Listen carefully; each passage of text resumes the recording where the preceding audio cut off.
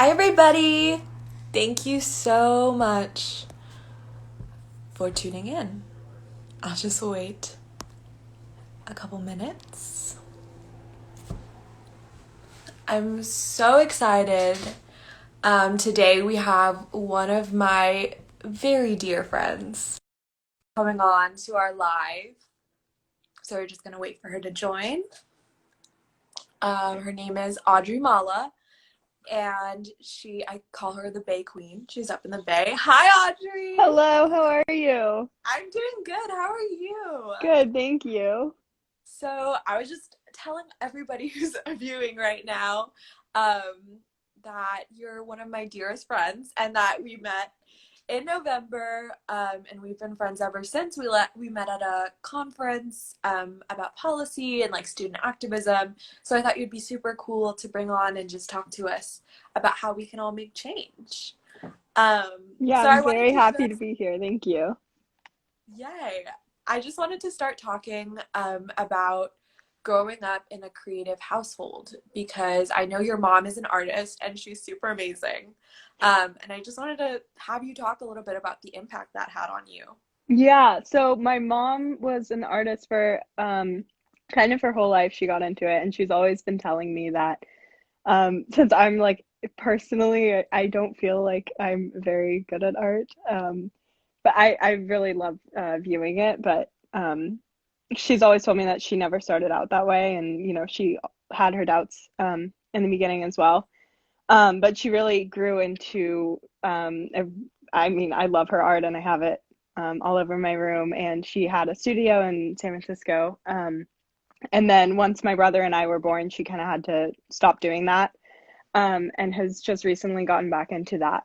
But it was really amazing growing up in that environment where um, it's such a creative like community, it felt like. And I know since you've been doing art for so long, like you know what I'm talking about. But um, it was so fun, like growing up. I feel really grateful to have that kind of upbringing. Yeah, yeah, for sure. I remember like being really little and just getting into like all the chalk and just like going ham outside and just everywhere. Sometimes inside, sometimes on the walls. It happens. It happens. But yeah, I think growing up around the arts has, really shaped us. And I think it helps us be more creative and think about things in creative ways, and just view the world so differently. Right. Yeah. I remember one thing I really appreciated was my mom would always, she had like her professional supplies and everything, but she would always let me kind of do whatever I wanted when I was younger. And that just having me have that outlet was, I think it really did play a big part in my upbringing and childhood. Yeah, no, I love the way that like you describe like it's an outlet. It's like a way for us to process like what's going on around us. If we had a bad day, we could draw pictures, and just really like document the time and what was happening to us too. Yeah. I remember the first time I went to Olive Garden, I drew a picture of it and it sat above my bed for like years. And I was like, Olive Garden the first time I went. I love And it that. seems That's so great. weird, but it was like, yeah, this is me documenting my life and processing like what I was going through. And I think now it's such a great tool, like with everything going on around us and everything happening in the world. I'm like, okay, this can be my safe space, like my place to create. Do you have like a favorite medium that you do? Yeah, well, it fluctuates every now and then. But like right now, I'm super into textiles and like I have making one of things. your textiles hanging in my Yes, you room. do. You're kind enough to gift it to me for my birthday. That made me very happy. It's beautiful. Hey, I'm so glad. But yeah, what have you been doing? Have you been doing anything creatively or looking at some? I know a lot of virtual art museums are happening right now, virtual art tours. Yeah, I've been doing so I'm working on my school's yearbook this year. So something that I've been doing like especially this week is just designing the yearbook. So that's more a graphic aspect, but um being able to do that has really, because everything's so hectic right now. So focusing on that is something that I've really been enjoying, and just the design. And we've been playing a lot with like color palettes and what works well together, and our theme and everything with that. So that's been a lot of fun. And then other than that, just academic stuff. I'm taking a class at Berkeley, um, and Awesome. then that's like about education too. So it all kind of ties in together. Yeah, that's so cool. At Berkeley already, and you're only a senior in high It's just right school. here, so. Yeah, well, that's so cool. I know that you're super involved in education policy and you're super well versed. You serve on your school board, and you're one of two students, right, that serve on the school board, or are there? Yeah, there's two. Yeah. And then you work for CASC as the governmental affairs on a local level director. So, would you mind maybe talking about your work a little bit? Yeah, so basically on the school board, something that I've been, or the reason I joined was just to create more transparency between the district and the students, because I would always hear things that can be improved from my fellow students, but it was unclear kind of how to approach that, and who to contact and stuff like that. So one of like my big goal with that was to just create more transparency and communication, which I hope I've done in these last 2 years. And then my senior year, this year will be my last one on the board. And something we're working on right now is I'm working with Diversify Your Narrative, which is implementing more diverse texts in curriculum. So that's like my current focus right now. And we had a board meeting last night for reopening schools. So we're staying remote. But yeah, I think just something that, through working with that, learning more about student advocacy, and which you are an inspiration to see everything that you're doing. It's really amazing to surround myself with people like you, just to um inspire me and keep me motivated. Thank you. Well, yeah, like I'm always like, how do I fix this? How do I fix this? And I always think about you on your school board, and I'm like, she's fixing things. Because I know like a really big thing for me is like I'm an artist, and I go to art school and I get access to all these amazing resources. When it's actually mandated in schools, and only 12% of students are actually receiving the arts classes that they should be. Hmm.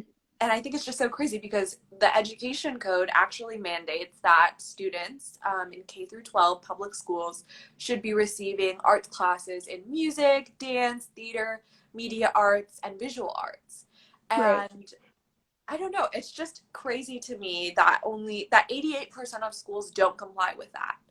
And thinking about that on a larger level, like imagining that there are 100 kids in a room and only 12 of them get art, I think is so crazy to me, because it's just such a Yeah. part of my everyday life and how I see the world. Yeah. How did you like get into it specifically? Was your school kind of focused on that?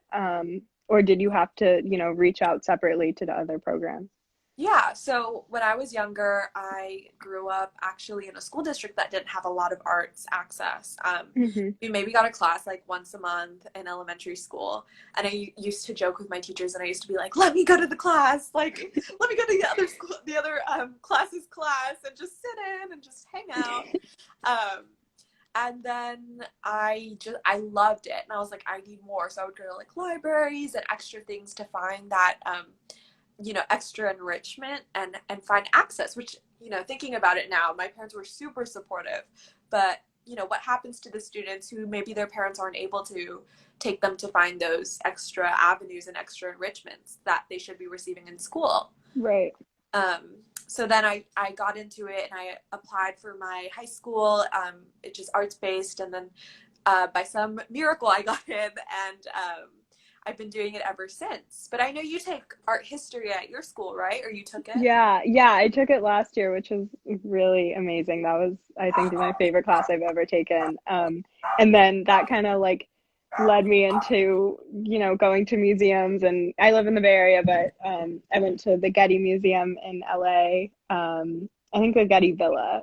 My dad and I want to go back to the Getty Museum, but it's closed right now. So But I specifically focused on ancient art and Greco-Roman specifically, and just like I love history too, so tying that in and seeing like the creative platforms that they used. And then after taking that class, like everywhere I went, I would, see architecture. I'm like, oh, I learned about that and how that originated and stuff like that. It was so fascinating to me to be able to, apply that to everyday life.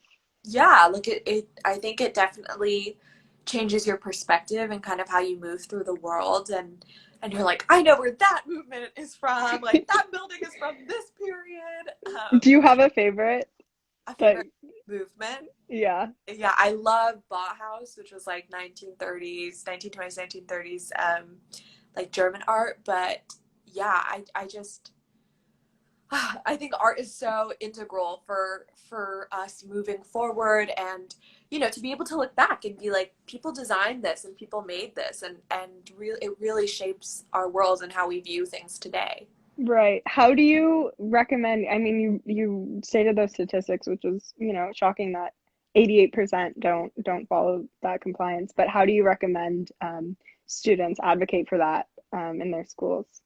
Yeah, so Create CA actually just released a pledge online that you can sign. There's multiple ways for you to get involved. You can, share graphics on your Instagram. You can vote for, go to your school board meetings and maybe bring it up and put it on the agenda. You can vote for things that will fund arts education in your schools. We were talking, you and I are always talking about all these education policies, and we were talking about how schools and communities first.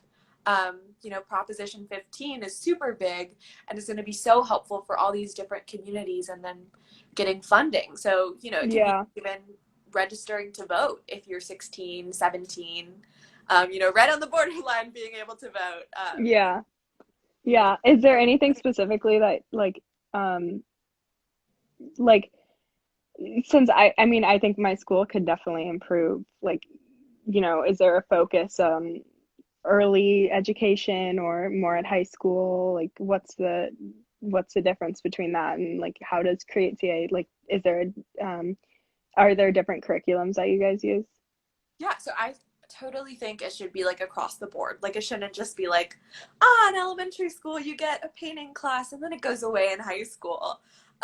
Because like I said, it's so crucial to how we see the world, and also is such a great outlet and helps heal trauma and build resilience and things like that. So definitely it should be, K through 12, like what's mandated in the ed code. Um, and there's like a variety of different curriculums that you can put in place. Like I know a lot, like my school used to do a STEAM program, so we would like Mm-hmm. build rockets and then learn about outer space and do art about outer space, and I was like, this is awesome. Yeah. And for a brief moment I was going to be an astronaut, but so, it inspires in so many different avenues and ways. So I think Mm-hmm. it's, super critical. But what I wanted to ask you was, what do you think maybe are some ways students can approach their school board or their school board members? Yeah, that's a good question. I mean, I think the most comfortable way for students is going through their student board members to get to the board, which is, I try to be as approachable in my district as possible because I know, sometimes it's confusing to understand what's happening and how it works. Um, so going through that and hopefully, creating platforms for communication, um, I think is really important. I think oftentimes it can be seen as kind of a closed off institution and hard to create community input or student input specifically. So something that I've been working on is just, how can we take all the ideas that students have and, bring them together into the community.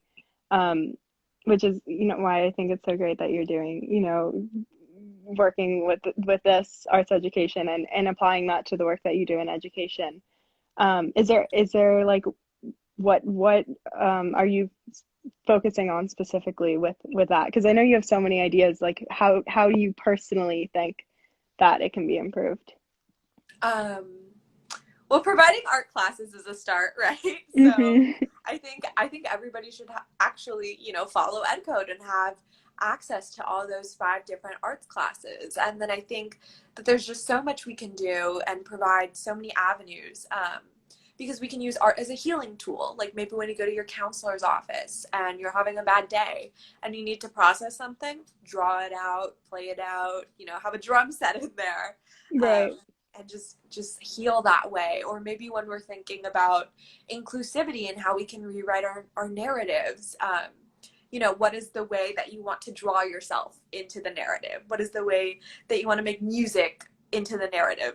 There's just so many ways that we can rewrite our own stories and just build community. And yeah, I think that somebody just left a comment and said being incarcerated drawing eased my mind. So yeah, art is so integral for our healing and for our well-being, because I think it really like slows down the body and kind of like helps you be in the moment and just like focus on what you're doing. And maybe, sometimes for me the rest of the world just dissolves, which is bad because I forget about my homework and everything I have to do. Hmm. Yeah. But sometimes it's really healing to just sit in this space of creativity, and there's nothing else around you except you and your pencil and your drawing, and it's awesome. Yeah. Something I'm really interested in is working with young kids and their development, which I know especially right now it's been really difficult. So I live across the street from a transitional kindergarten. So I'm working with them to do make more process-based art instead of product-based, which I don't know how big of a thing that is in the art world, Yeah, but yeah. yeah. So that's been really cool to just see like what development skills have can kids, get from each project, and researching that has been really amazing. To just see like how much of a development thing that art can be. Yeah, no, that's awesome. Yeah, I know sometimes we put a really big emphasis on like when you create it has to be a masterpiece, or like Right. don't ever show anybody unless it's great. And it's like, no, you can make really horrible things that are going to help you process the world, or you can make really beautiful things and maybe, they don't mean anything to you, but you are like, yes, this is my technique. Um, but yeah, I think it's so integral. And I think that's so interesting that you said that, because I found out some data the other day that you are actually 5 times more likely to stay in school if you have an arts education. You're, Wow. and you're 3 times more likely to get a bachelor's degree, which is super crazy, because I'm Yeah. like, okay, if that's all it takes, then let's put art everywhere, and then everybody goes to college. Yeah. Yeah. Do you think, is this more like a California issue, or do you think, throughout the United States, this could, I mean, I'm sure it can be improved. I don't know. Because I know, California funding is such a issue. You see everywhere that we're like the sixth biggest economy in the world, but 41st for funding. So that's, something that I'm passionate about, and going up to Sacramento and lobbying for that. How do you think California ranks with like other, specifically for arts education compared to the US? Yeah, we're definitely down here. And Yeah, a lot of states are really above us in funding, which I think is really bizarre because we have such a huge creative economy in California. We have right. Hollywood and like all of our galleries and art spaces and like the music scene. Like we're such a creative and cultural hub. There was like a joke one of my teachers had before coronavirus, and he was like, yeah, if you said I'm going to go to all the art openings in or I'm going to an art opening in downtown, I would be like, which one? Because there's no possible way that you could hit up all of them. So I was like, yeah, that's so cool. But then um, it's kind of gatekept, right? By who has access and who doesn't have access. So if I know that I really like art and I'm comfortable in art and knowing what art is, then sure, I'll go to a gallery. I'll go visit something that I've never seen before. But Right. maybe if I haven't been exposed to that and I haven't had classes and I'm a little like uncomfortable in the art scene, or I'm iffy, I don't know anybody, then I'm more, turned off. I'm not drawn to it, and I don't want to engage in that creative economy. So Right. definitely I think what you said earlier, like, is it just a California issue? It's an everywhere issue. could even be like a world issue. Like, what if we could draw out world peace and we never fought another war and we just sat at the table and drew together, which is like this bizarre fantasy that I have of like world leaders getting together and just drawing it out. But yeah, it's definitely something that we can tackle in the entire world. Hmm. Something that I've seen, or like personally I've been wanting to do is, doing, I think a few years ago there started to be like kind of a rise of doing coloring books for as a way for stress relief. So I'm trying to do that right now just in quarantine, because there's so many emotions that come up and it can be really it can feel so you feel just so disconnected from the world. So just like grounding yourself. You mentioned um the online art exhibits. Is that a thing that's kind of on the rise right now? Yeah, so because of all of the like closures of art museums and things like that, art museums are now offering like virtual tours or virtual lessons, which I think is super awesome. For you to be like, yeah, now I'm at the Met on my phone and I'm in the Egyptian section, and then you could just, turn right, and then you're like, yeah, now I'm in the medieval section, and we're in California still. So it's kind of transformative. Somebody said that like, art is a personality. Like you just like kind of leave your body and you're like transformed into this other space, which I think is super cool, especially right now. Yeah, that's so true. I'm very happy we're talking about it because it makes me appreciate it even more. And just I'm thinking about like what I can do to like stay in touch with this. Yeah. Um, I do want to like I mean when everything opens up I want to see in my local area because San Francisco has so many amazing museums, and being able to go there with my art history class was so amazing, and the exhibits they had, and um, yeah, that's definitely something I want to work on more, and just being able to appreciate like the art just around the world and in nature. Then I don't know if you like see things and then want to replicate that through art. That's something that I want to do more of, just from appreciating it more from this conversation. Yeah. No, I think it's so fun. I'm thinking at the beginning now. So you want to draw nature and I'll draw when I go to Olive Garden. And that's how we'll document our world around us. But, That's so funny. but no, what you were saying about like how do we keep in touch with this like issue, because I know it's so daunting to be like, I'm gonna go talk to my school board member and I'm gonna go to Sacramento and tell Gavin Newsom how I feel.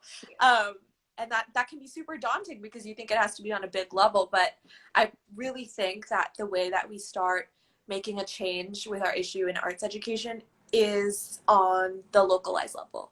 So like Right. having that conversation, in our households, it's very different because we're creative and we grew up around it. But maybe in households that aren't creative or communities that don't support creativity or maybe have, historically been disenfranchised by it. Like I know a lot of people are sometimes afraid of art because I think it causes displacement sometimes in different communities. Um, so I think it starts with our households and then it goes out into our communities and then it goes out into like our bigger communities, like our school communities, and then it goes, to the state level, and it just keeps going, a big ripple effect. Yeah, that's amazing. And I'm seeing like a comment now of the person that is incarcerated. So they're incarcerated in California and how art has, helped them. So I think that's just amazing that it can work, throughout any age and any point in your life. So thank you for sharing like this world with me and helping me appreciate it more. Yeah, of course. And thank you so much for being so receptive, to come on and talk to us and just give us advice about how, we can move forward and go into the space of making change and empowering students to be able to make that change. Yeah, I'm excited for what the future holds, and I hope to see you soon, wherever that may be. Me too, whether that be at Olive Garden, in person, In virtually, Sacramento. in Sacramento, wherever we meet up again. But thank you so much. And to everybody who is viewing, make sure that you sign the pledge at Create CA and start those conversations in your house, in your communities, at your school boards.